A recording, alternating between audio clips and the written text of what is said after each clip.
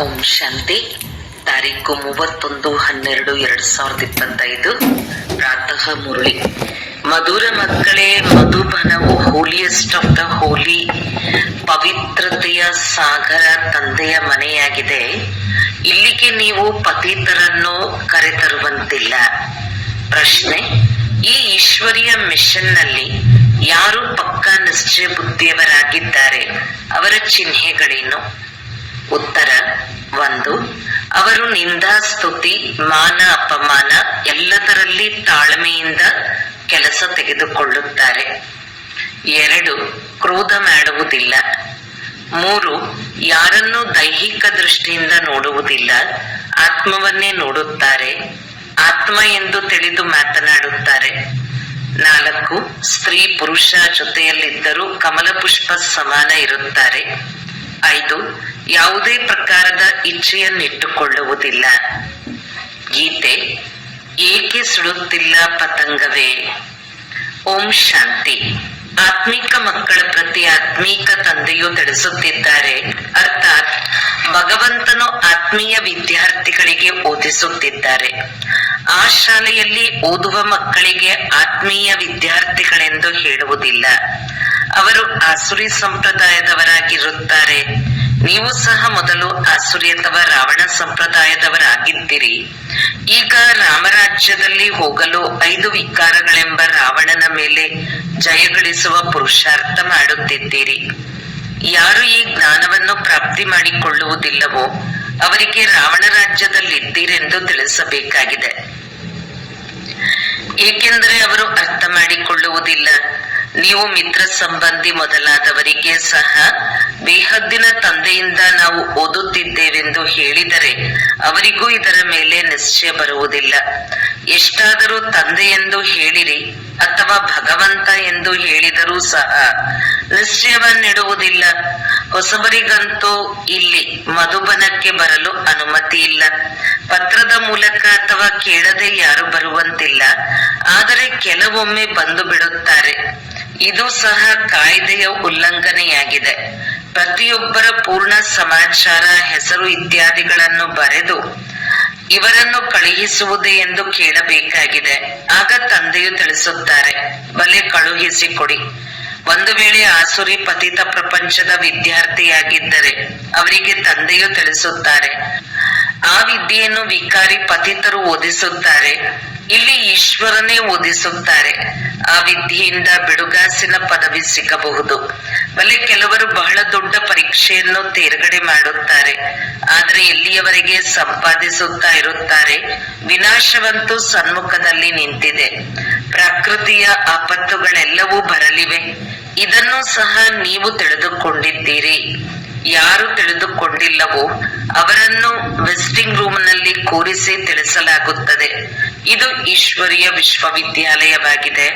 ಇದರಲ್ಲಿ ನಿಶ್ಚಯ ಬುದ್ಧಿಯವರೇ ವಿಜಯಿಗಳಾಗುತ್ತಾರೆ, ಅರ್ಥಾತ್ ವಿಶ್ವದ ಮೇಲೆ ರಾಜ್ಯ ಮಾಡುತ್ತಾರೆ. ರಾವಣ ಸಂಪ್ರದಾಯದವರಂತೂ ಇದನ್ನು ತಿಳಿದುಕೊಂಡಿಲ್ಲ. ಇಲ್ಲಂತೂ ಬಹಳ ಎಚ್ಚರ ವಹಿಸಬೇಕು. ಅನುಮತಿ ಇಲ್ಲದೆ ಯಾರು ಒಳಗೆ ಬರುವಂತಿಲ್ಲ. ಇದೇನು ಪ್ರವಾಸಿ ತಾಣವಲ್ಲ. ಇನ್ನು ಸ್ವಲ್ಪ ಸಮಯದಲ್ಲಿಯೇ ಕಾಯ್ದೆಯು ಬಹಳ ಕಠಿಣವಾಗಿ ಬಿಡುತ್ತದೆ. ಏಕೆಂದರೆ ಇವರು ಪವಿತ್ರತೆಯ ಸಾಗರನಾಗಿದ್ದಾರೆ. ಶಿವ ತಂದೆಗೆ ಇಂದ್ರನೆಂದು ಹೇಳುತ್ತಾರೆ. ಇದು ಇಂದ್ರ ಸಭೆಯಾಗಿದೆ. ನವರತ್ನಗಳ ಉಂಗುರವನ್ನು ಧರಿಸುತ್ತಾರಲ್ಲವೇ, ಆ ರತ್ನಗಳಲ್ಲಿ ಮುತ್ತು, ಮಾಣಿಕ್ಯ, ನೀಲರತ್ನವೂ ಇರುತ್ತದೆ. ಇವೆಲ್ಲ ಹೆಸರುಗಳನ್ನು ಇಡಲಾಗಿದೆ. ಫರಿಷ್ಠೆಗಳ ಹೆಸರು ಇದೆಯಲ್ಲವೇ? ನೀವು ಫರಿಷ್ಠೆಗಳು, ಹಾರುವಂತಹ ಆತ್ಮಗಳಾಗಿದ್ದೀರಾ. ನಿಮ್ಮದೇ ವರ್ಣನೆ ಇದೆ. ಆದರೆ ಮನುಷ್ಯರು ಈ ಮಾತುಗಳನ್ನೇನೂ ತಿಳಿದುಕೊಂಡಿಲ್ಲ. ಉಂಗುರದಲ್ಲಿಯೂ ರತ್ನಗಳನ್ನು ಹಾಕುವಾಗ ಅದರಲ್ಲಿ ಕೆಲವು ನೀಲಮಣಿ, ಕೆಲವು ಪದ್ಮರಾಗ ಇತ್ಯಾದಿಗಳು ಇರುತ್ತವೆ. ಕೆಲವುಗಳ ಬೆಲೆ 1000 ರೂಪಾಯಿಗಳಾಗಿದ್ದರೆ ಇನ್ನು ಕೆಲವುದರ ಬೆಲೆ 10-20 ರೂಪಾಯಿಗಳಾಗಿರುತ್ತದೆ. ಹಾಗೆಯೇ ಮಕ್ಕಳಲ್ಲಿಯೂ ನಂಬರ್ ವಾರ್ ಇದ್ದಾರೆ. ಕೆಲವರಂತೂ ಚೆನ್ನಾಗಿ ಓದಿ ಮಾಲೀಕರಾಗಿ ಬಿಡುತ್ತಾರೆ. ಇನ್ನು ಕೆಲವರು ದಾಸದಾಸಿಯರಾಗುತ್ತಾರೆ. ರಾಜಧಾನಿಯು ಸ್ಥಾಪನೆಯಾಗುತ್ತಿದೆಯಲ್ಲವೇ ಅಂದಾಗ ತಂದೆಯು ಕುಳಿತು ಓದಿಸುತ್ತಾರೆ. ಅವರಿಗೆ ಇಂದ್ರನೆಂದು ಹೇಳಲಾಗುತ್ತದೆ. ಇದು ಜ್ಞಾನದ ಮಳೆಯಾಗಿದೆ. ಈ ಜ್ಞಾನವನ್ನು ತಂದೆಯ ವಿನಃ ಮತ್ಯಾರು ಕೊಡಲು ಸಾಧ್ಯವಿಲ್ಲ. ನಿಮ್ಮ ಗುರಿ ಧ್ಯೇಯವೇ ಇದಾಗಿದೆ. ಒಂದು ವೇಳೆ ಈಶ್ವರನೇ ಓದಿಸುತ್ತಾರೆ ಎಂಬುದು ನಿಶ್ಚಯವಾಗಿ ಬಿಟ್ಟರೆ ಮತ್ತೆ ಅವರು ಎಂದೂ ವಿದ್ಯೆಯನ್ನು ಬಿಡುವುದಿಲ್ಲ. ಯಾರು ಕಲ್ಲು ಬುದ್ಧಿಯವರಾಗಿರುವರೋ ಅವರಿಗೆಂದೂ ಬಾಣವು ನಾಟುವುದಿಲ್ಲ. ಕೆಲವು ದಿನಗಳ ಕಾಲ ನಡೆಯುತ್ತಾ ಕೆಳಗೆ ಬೀಳುತ್ತಾರೆ. ಪಂಚವಿಕಾರಗಳು ಅರ್ಧಕಲ್ಪದ ಶತ್ರುಗಳಾಗಿವೆ. ದೇಹಾಭಿಮಾನದಲ್ಲಿ ಬಂದು ಪೆಟ್ಟು ತಿನ್ನುತ್ತಾರೆ. ಸ್ವಲ್ಪ ದಿನಗಳವರೆಗೆ ಆಶ್ಚರ್ಯವೆನಿಸುವಂತೆ ಕೇಳುತ್ತಾ ನಡೆಯುತ್ತಾ ಮತ್ತೆ ಬಿಟ್ಟು ಬಿಡುತ್ತಾರೆ. ಮಾಯೆಯು ಬಹಳ ಪ್ರಬಲವಾಗಿದೆ. ಒಂದೇ ಏಟಿಗೆ ಕೆಳಗೆ ಬೀಳಿಸಿ ಬಿಡುತ್ತದೆ.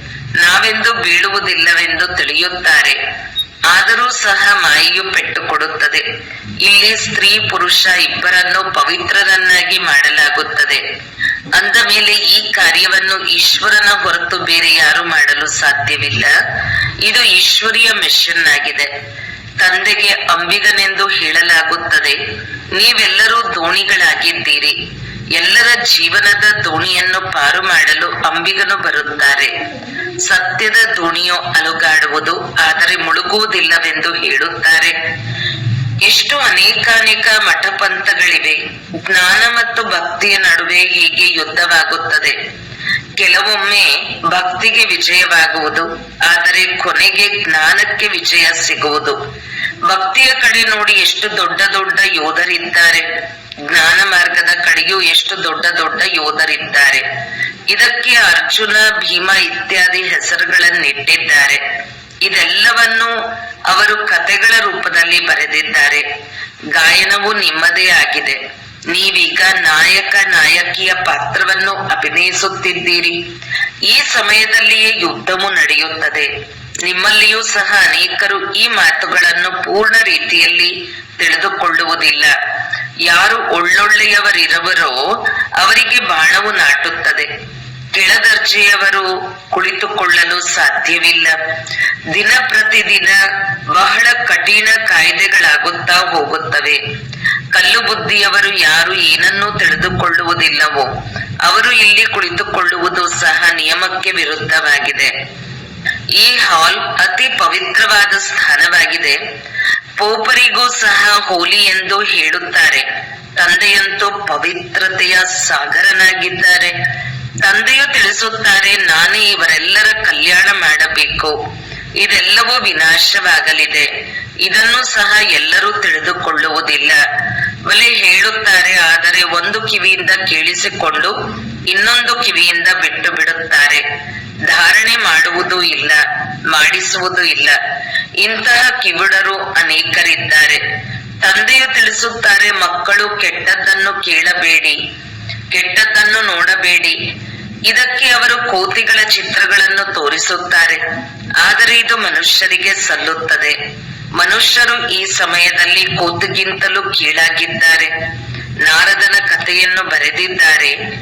ನೀನು ನಿನ್ನ ಮುಖವನ್ನು ನೋಡಿಕೋ, ಒಳಗೆ ಪಂಚವಿಕಾರಗಳಂತೂ ಇಲ್ಲವೇ ಎಂದು ನಾರದನಿಗೆ ಹೇಳಲಾಯಿತು. ಹೇಗೆ ಸಾಕ್ಷಾತ್ಕಾರವಾಗುತ್ತದೆ, ಹನುಮಂತನ ಸಾಕ್ಷಾತ್ಕಾರವೂ ಆಗುತ್ತದೆಯಲ್ಲವೇ? ಇದು ಕಲ್ಪಕಲ್ಪವೂ ಆಗುತ್ತದೆ. ಸತ್ಯಯುಗದಲ್ಲಿ ಈ ಮಾತುಗಳೇನು ಇರುವುದಿಲ್ಲ. ಈ ಹಳೆಯ ಪ್ರಪಂಚವೇ ಸಮಾಪ್ತಿಯಾಗಿ ಬಿಡುತ್ತದೆ.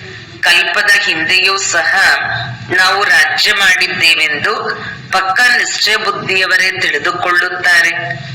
ತಂದೆಯು ತಿಳಿಸುತ್ತಾರೆ, ಮಕ್ಕಳೇ, ಈಗ ದೈವಿ ಗುಣಗಳನ್ನು ಧಾರಣೆ ಮಾಡಿ ಯಾವುದೇ ತದ್ವಿರುದ್ಧವಾದ ಕೆಲಸವನ್ನು ಮಾಡಬೇಡಿ. ಹೊಗಳಿಕೆ, ತಗಳಿಕೆ ಎಲ್ಲದರಲ್ಲಿ ತಾಳ್ಮೆ ವಹಿಸಬೇಕು.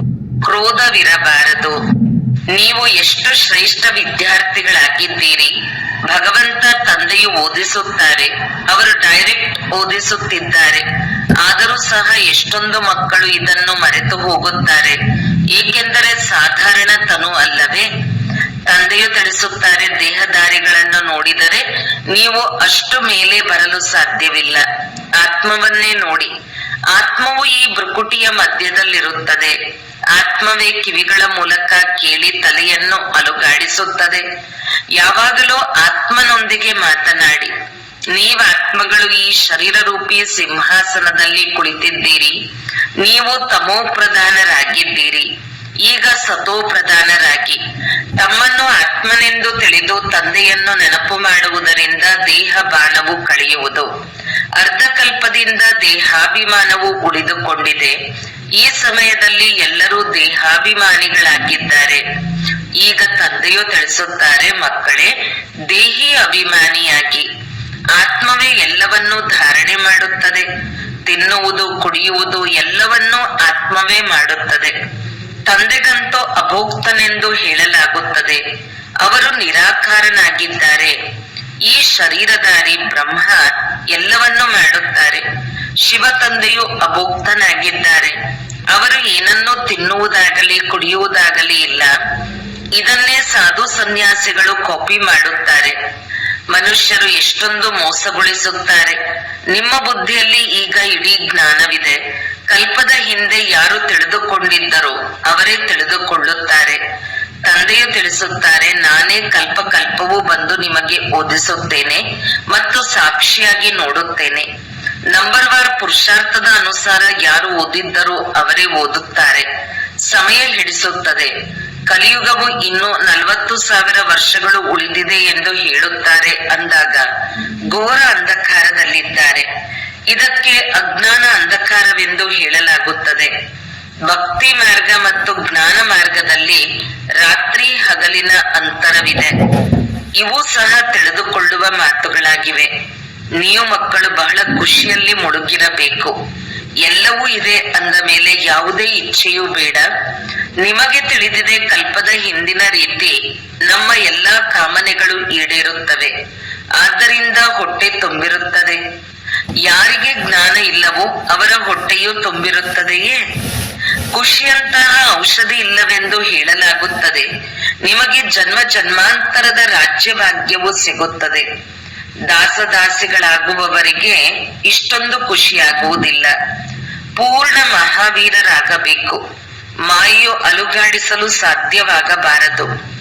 ತಂದೆಯು ತಿಳಿಸುತ್ತಾರೆ, ದೃಷ್ಟಿಯ ಮೇಲೆ ಬಹಳ ಗಮನವಿರಬೇಕು. ವಿಕಾರಿ ದೃಷ್ಟಿಯಾಗದಿರಲಿ.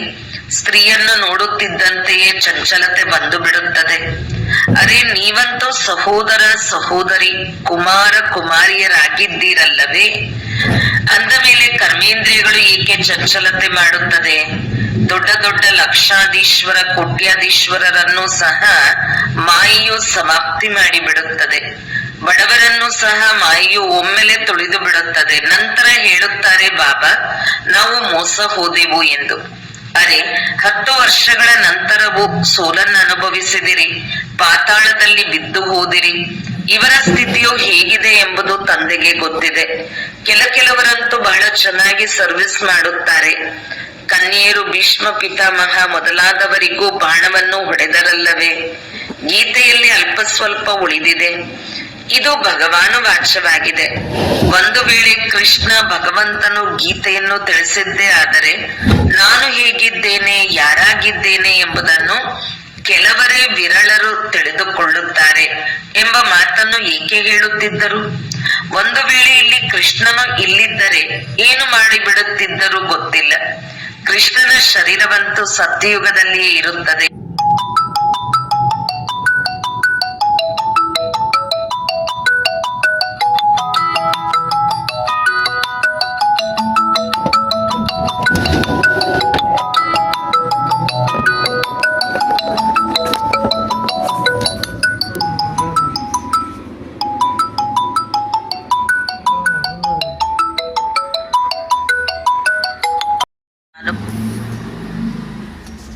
ಸಹ ಅವರು ತಿಳಿದುಕೊಂಡಿಲ್ಲ. ಕೃಷ್ಣನು ಮುಂದೆ ಇದ್ದಿದ್ದೇ ಆದರೆ ಎಲ್ಲರೂ ಓಡಿ ಬಂದು ಬಿಡುತ್ತಿದ್ದರು. ಪೋಪ್ ಮೊದಲಾದವರು ಬಂದರೆ ಅಲ್ಲಿ ಎಷ್ಟೊಂದು ಗುಂಪು ಸೇರುತ್ತದೆ. ಆದರೆ ಈ ಸಮಯದಲ್ಲಿ ಎಲ್ಲರೂ ಪತೀತ ತಮೋ ಪ್ರಧಾನರಾಗಿದ್ದಾರೆ ಎಂಬ ಮಾತನ್ನು ಮನುಷ್ಯರು ತಿಳಿದುಕೊಳ್ಳುವುದಿಲ್ಲ. ಹೇ ಪತೀತ ಪಾವನ ಬನ್ನಿ ಎಂದು ಹೇಳುತ್ತಾರೆ. ಆದರೆ ನಾವು ಪತೀತರಾಗಿದ್ದೇವೆ ಎಂಬುದನ್ನು ತಿಳಿದುಕೊಳ್ಳುವುದಿಲ್ಲ. ಮಕ್ಕಳಿಗೆ ತಂದೆ ತಂದೆಯು ಎಷ್ಟು ಚೆನ್ನಾಗಿ ತಿಳಿಸಿಕೊಡುತ್ತಾರೆ. ತಂದೆಯ ಬುದ್ಧಿಯು ಎಲ್ಲಾ ಸೇವಾ ಕೇಂದ್ರಗಳ ಅನನ್ಯ ಮಕ್ಕಳ ಮೇಲೆ ಹೊರಟು ಹೋಗುತ್ತದೆ. ಯಾವಾಗ ಹೆಚ್ಚು ಅನನ್ಯ ಮಕ್ಕಳು ಇಲ್ಲಿಗೆ ಬರುವರೋ ಆಗ ಇಲ್ಲಿ ನೋಡುತ್ತೇನೆ, ಇಲ್ಲವೆಂದರೆ ಹೊರಗೆ ಇರುವ ಮಕ್ಕಳ ನೆನಪು ಮಾಡಬೇಕಾಗುತ್ತದೆ. ಅವರ ಮುಂದೆ ಜ್ಞಾನದ ನರ್ತನ ಮಾಡುತ್ತೇನೆ. ಬಹಳ ಮಂದಿ ಜ್ಞಾನಿ ಆತ್ಮಗಳಿದ್ದಾಗ ಅಲ್ಲಿ ಬಹಳ ಆನಂದವಾಗುತ್ತದೆ. ಇಲ್ಲವೆಂದರೆ ಕನ್ಯೆಯರ ಮೇಲೆ ಎಷ್ಟೊಂದು ಅತ್ಯಾಚಾರಗಳಾಗುತ್ತವೆ. ಕಲ್ಪ ಕಲ್ಪವೂ ಸಹನೆ ಮಾಡಬೇಕಾಗುತ್ತದೆ. ಜ್ಞಾನಕ್ಕೆ ಬಂದಾಗ ಭಕ್ತಿಯು ಬಿಟ್ಟು ಹೋಗುತ್ತದೆ. ತಿಳಿದುಕೊಳ್ಳಿ, ಮನೆಯಲ್ಲಿ ಮಂದಿರವಿದೆ, ಸ್ತ್ರೀ ಪುರುಷ ಇಬ್ಬರು ಭಕ್ತಿ ಮಾಡುತ್ತಾರೆ. ಅವರಲ್ಲಿ ಒಂದು ವೇಳೆ ಸ್ತ್ರೀ ಜ್ಞಾನದಲ್ಲಿ ಬಂದು ಬಿಟ್ಟರೆ ಭಕ್ತಿಯನ್ನು ಬಿಟ್ಟು ಬಿಡುತ್ತಾರೆ. ಆಗ ಎಷ್ಟೊಂದು ಹೊಡೆದಾಟಗಳಾಗುತ್ತವೆ. ಶಾಸ್ತ್ರಗಳನ್ನು ಓದದೆ ವಿಕಾರದಲ್ಲಿ ಹೋಗದೆ ಇದ್ದಾಗ ಜಗಳ ಆಗುತ್ತದೆ ಅಲ್ಲವೇ? ಇದರಲ್ಲಿ ಬಹಳ ವಿಘ್ನಗಳು ಬರುತ್ತದೆ. ಅನ್ಯ ಸತ್ಸಂಗಗಳಿಗೆ ಹೋಗಲು ಯಾರು ತಡೆಯುವುದಿಲ್ಲ. ಇಲ್ಲಿ ಪವಿತ್ರತೆಯ ಮಾತಾಗಿದೆ. ಪುರುಷರು ಪವಿತ್ರವಾಗಿರಲು ಸಾಧ್ಯವಾಗದಿದ್ದರೆ ಕಾಡಿಗೆ ಹೊರಟು ಹೋಗುತ್ತಾರೆ. ಆದರೆ ಸ್ತ್ರೀಯರು ಎಲ್ಲಿಗೆ ಹೋಗುವುದು? ಸ್ತ್ರೀಯರು ನರಕದ ದ್ವಾರವೆಂದು ತಿಳಿಯುತ್ತಾರೆ. ತಂದೆಯು ತಿಳಿಸುತ್ತಾರೆ, ನೀವು ನರಕದ ದ್ವಾರವಲ್ಲ, ಸ್ವರ್ಗದ ದ್ವಾರವಾಗಿದ್ದೀರಿ. ನೀವೀಗ ಸ್ವರ್ಗ ಸ್ಥಾಪನೆ ಮಾಡುತ್ತೀರಿ. ಇದಕ್ಕೆ ಮೊದಲು ನರಕದ ದ್ವಾರವಾಗಿದ್ದೀರಿ. ಈಗ ಸ್ವರ್ಗದ ಸ್ಥಾಪನೆಯಾಗುತ್ತದೆ. ಸತ್ಯಯುಗವು ಸ್ವರ್ಗದ ದ್ವಾರ, ಕಲಿಯುಗವು ನರಕದ ದ್ವಾರವಾಗಿದೆ. ಇದು ತಿಳುವಳಿಕೆಯ ಮಾತಾಗಿದೆ. ನೀವು ಮಕ್ಕಳು ಸಹ ನಂಬರ್ವಾರ್ ಪುರುಷಾರ್ಥದ ಅನುಸಾರ ತಿಳಿದುಕೊಳ್ಳುತ್ತೀರಿ. ಬಲೆ ಪವಿತ್ರವಾಗಿರುತ್ತಾರೆ. ಆದರೆ ಜ್ಞಾನದ ಧಾರಣೆಯು ನಂಬರ್ವಾರ್ ಇರುತ್ತದೆ. ನೀವು ಅಲ್ಲಿಂದ ಬಿಡುಗಡೆಯಾಗಿ ಬಂದು ಇಲ್ಲಿ ಕುಳಿತಿದ್ದೀರಿ. ಆದರೆ ಈಗ ತಿಳಿಸಲಾಗುತ್ತದೆ, ಗೃಹಸ್ಥ ವ್ಯವಹಾರದಲ್ಲಿಯೂ ಇರಬೇಕು. ಇಲ್ಲವಾದರೆ ಅವರಿಗೆ ತೊಂದರೆಯಾಗುತ್ತದೆ. ಇಲ್ಲಿರುವವರಿಗಂತೂ ಯಾವುದೇ ತೊಂದರೆ ಇಲ್ಲ. ಆದ್ದರಿಂದ ತಂದೆಯು ತಿಳಿಸುತ್ತಾರೆ, ಗೃಹಸ್ಥ ವ್ಯವಹಾರದಲ್ಲಿ ಕಮಲ ಪುಷ್ಪ ಸಮಾನ ಪವಿತ್ರವಾಗಿರಿ. ಅದು ಸಹ ಈ ಅಂತಿಮ ಜನ್ಮವಾಗಿದೆ. ಗೃಹಸ್ಥ ವ್ಯವಹಾರದಲ್ಲಿರುತ್ತಾ ತಮ್ಮನ್ನು ಆತ್ಮನೆಂದು ತಿಳಿಯಿರಿ. ಆತ್ಮವೇ ಕೇಳಿಸಿಕೊಳ್ಳುತ್ತದೆ. ಆತ್ಮವೇ ಜನ್ಮ ಜನ್ಮಾಂತರದ ಭಿನ್ನ ಭಿನ್ನ ವಸ್ತ್ರಗಳನ್ನು ಧರಿಸುತ್ತಾ ಬಂದಿದೆ. ಈಗ ನಾವು ಆತ್ಮಗಳು ಹಿಂತಿರುಗಿ ಹೋಗಬೇಕು. ತಂದೆಯೊಂದಿಗೆ ಬುದ್ಧಿಯೋಗವನ್ನು ಇಡಬೇಕು. ಮೂಲ ಮಾತು ಇದಾಗಿದೆ. ತಂದೆಯು ತಿಳಿಸುತ್ತಾರೆ, ನಾನು ಆತ್ಮಗಳೊಂದಿಗೆ ಮಾತನಾಡುತ್ತೇನೆ. ಆತ್ಮವು ಭ್ರುಕುಟಿಯ ಮಧ್ಯದಲ್ಲಿರುತ್ತದೆ. ಈ ಕರ್ಮೇಂದ್ರಿಯಗಳ ಮೂಲಕ ಕೇಳುತ್ತದೆ. ಆತ್ಮವು ಇದರಲ್ಲಿ ಇಲ್ಲವೆಂದರೆ ಈ ಶರೀರವು ಶವವಾಗಿ ಬಿಡುತ್ತದೆ. ತಂದೆಯು ಎಷ್ಟು ಅದ್ಭುತ ಜ್ಞಾನವನ್ನು ತಿಳಿಸುತ್ತಾರೆ. ಪರಮಾತ್ಮನ ವಿನಃ ಮತ್ಯಾರು ಈ ಜ್ಞಾನವನ್ನು ತಿಳಿಸಲು ಸಾಧ್ಯವಿಲ್ಲ. ಸನ್ಯಾಸಿಗಳು ಆತ್ಮವನ್ನು ನೋಡುವುದಿಲ್ಲ. ಅವರಂತೂ ಆತ್ಮವನ್ನೇ ಪರಮಾತ್ಮನೆಂದು ತಿಳಿಯುತ್ತಾರೆ. ಎರಡನೆಯದಾಗಿ, ಆತ್ಮದಲ್ಲಿ ಯಾವುದೇ ಲೇಪಚೇಪವಿಲ್ಲವೆಂದು ಹೇಳಿ ಶರೀರವನ್ನು ತೊಳೆಯಲು ಗಂಗಾ ನದಿಗೆ ಹೋಗುತ್ತಾರೆ. ಆದರೆ ಆತ್ಮವೇ ಪತೀತವಾಗುತ್ತದೆ. ಆತ್ಮವೇ ಎಲ್ಲವನ್ನೂ ಮಾಡುತ್ತದೆ ಎಂಬುದನ್ನು ಅವರು ತಿಳಿದುಕೊಂಡಿಲ್ಲ. ತಂದೆಯು ತಿಳಿಸುತ್ತಿರುತ್ತಾರೆ, ನಾನು ಇಂತಹ ವ್ಯಕ್ತಿಯಾಗಿದ್ದೇನೆ, ನಾನು ಇಂತಹವನಾಗಿದ್ದೇನೆ, ಹೀಗೂ ತಿಳಿದುಕೊಳ್ಳಬೇಡಿ. ಎಲ್ಲರೂ ಆತ್ಮಗಳಾಗಿದ್ದೀರಿ ಅಂದ ಮೇಲೆ ಯಾವುದೇ ಜಾತಿ ಮತ ಭೇದ ಇರಬಾರದು. ತಮ್ಮನ್ನು ಆತ್ಮನೆಂದು ತಿಳಿಯಿರಿ. ಸರ್ಕಾರವು ಧರ್ಮವನ್ನು ಒಪ್ಪುವುದಿಲ್ಲ. ಇವೆಲ್ಲವೂ ದೇಹದ ಧರ್ಮಗಳಾಗಿವೆ. ಆದರೆ ಎಲ್ಲ ಆತ್ಮಗಳ ತಂದೆಯೂ ಒಬ್ಬರೇ ಆಗಿದ್ದಾರೆ. ಆತ್ಮವನ್ನೇ ನೋಡಬೇಕು. ಎಲ್ಲ ಆತ್ಮಗಳ ಸ್ವಧರ್ಮವು ಶಾಂತಿಯಾಗಿದೆ. ಒಳ್ಳೆಯದು, ಮಧುರ, ಅತಿ ಮಧುರ. ಅಗಲಿ ಹೋಗಿ ಮರಳಿ ಸಿಕ್ಕಿರುವ ಮಕ್ಕಳ ಪ್ರತಿ ಮಾತಾಪಿತಾ ಬಾಬ್ದಾದರವರ ನೆನಪು, ಪ್ರೀತಿ ಹಾಗೂ ಸುಪ್ರಭಾತ. ಆತ್ಮೀಯ ಮಕ್ಕಳಿಗೆ ಆತ್ಮೀಯ ತಂದೆಯ ನಮಸ್ತೆ. ಧಾರಣೆಗಾಗಿ ಮುಖ್ಯ ಸಾರ. 1.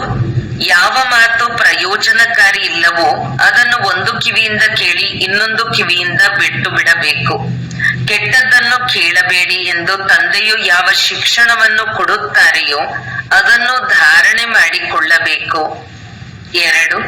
ಯಾವುದೇ ಮಿತವಾದ ಇಚ್ಛೆಗಳನ್ನು ಇಟ್ಟುಕೊಳ್ಳಬಾರದು. ದೃಷ್ಟಿಯ ಕಡೆ ಬಹಳ ಗಮನ ಕೊಡಬೇಕು. ವಿಕಾರಿ ದೃಷ್ಟಿ ಇರಬಾರದು. ಯಾವುದೇ ಕರ್ಮೇಂದ್ರಿಯವು ಚಂಚಲವಾಗಬಾರದು. ಖುಷಿಯಿಂದ ಸಂಪನ್ನವಾಗಿರಬೇಕು. ವರದಾನ: ಮಾಯೆಯ ಆಟವನ್ನು ಸಾಕ್ಷಿಯಾಗಿ ನೋಡುವಂತಹವರು ಸದಾ ನಿರ್ಭಯ ಮಾಯಾಚೀತ ಭವ. ಸಮಯ ಪ್ರತಿ ಸಮಯ ಹೇಗೆ ತಾವು ಮಕ್ಕಳ ಸ್ಟೇಜ್ ಮುಂದುವರಿಯುತ್ತಿದೆ ಅಂದರೆ ಈಗ ಮಾಯೆಯ ಮೇಲೆ ಘರ್ಷಣೆ ಮಾಡಬೇಕಾಗಿಲ್ಲ. ಮಾಯೆ ನಮಸ್ಕಾರ ಮಾಡಲು ಬಂದಿದೆ, ಯುದ್ಧ ಮಾಡಲು ಅಲ್ಲ. ಒಂದು ವೇಳೆ ಮಾಯೆ ಬಂದರೂ ಸಹ ಅದನ್ನು ಆಟ ಎಂದು ತಿಳಿದು ನೋಡಿ. ಈ ರೀತಿ ಅನುಭವ ಆಗಲಿ. ಹೀಗೆ ಸಾಕ್ಷಿಯಾಗಿ ಈ ಸೀಮಿತವಾದ ಡ್ರಾಮವನ್ನು ನೋಡುವಿರಿ. ಹಾಗೆ ಮಾಯೆಯ ಎಂತಹದೇ ವಿಕರಾಳ ರೂಪವಿರಲಿ, ತಾವು ಅದನ್ನು ಆಟದ ಗೊಂಬೆ ಮತ್ತು ಆಟ ಎಂದು ತಿಳಿದು ನೋಡುವಿರಿ. ಆಗ ಬಹಳ ಸಂತೋಷವಾಗುತ್ತದೆ. ನಂತರ ಅದರಿಂದ ಭಯ ಅಥವಾ ಗಾಬರಿಯಾಗುವುದಿಲ್ಲ. ಯಾವ ಮಕ್ಕಳು ಸದಾ ಆಟಗಾರನಾಗಿ ಸಾಕ್ಷಿಯಾಗಿದ್ದು ಮಾಯೆಯ ಆಟವನ್ನು ನೋಡುವರು ಅವರು ಸದಾ ನಿರ್ಭಯ ಅಥವಾ ಮಾಯಾಜೀತ ಆಗಿಬಿಡುವರು. ಸ್ಲೋಗನ್: ಇಂತಹ ಸ್ನೇಹ ಸಾಗರರಾಗಿ ಆಗ ಕ್ರೋಧವು ಸಮೀಪ ಸಹ ಬರಲು ಸಾಧ್ಯವಾಗಬಾರದು. ಅವ್ಯಕ್ತ ಸೂಚನೆ: ಈಗ ಸಂಪನ್ನ ಅಥವಾ ಕರ್ಮಾತೀತರಾಗುವುದರಲ್ಲಿ ತತ್ಪರರಾಗಿರಿ. ಕರ್ಮಾತೀತ ಅರ್ಥಾತ್ ಕರ್ಮದ ಅಧೀನರಲ್ಲ, ಕರ್ಮಗಳ ಪರತಂತ್ರವಿಲ್ಲ.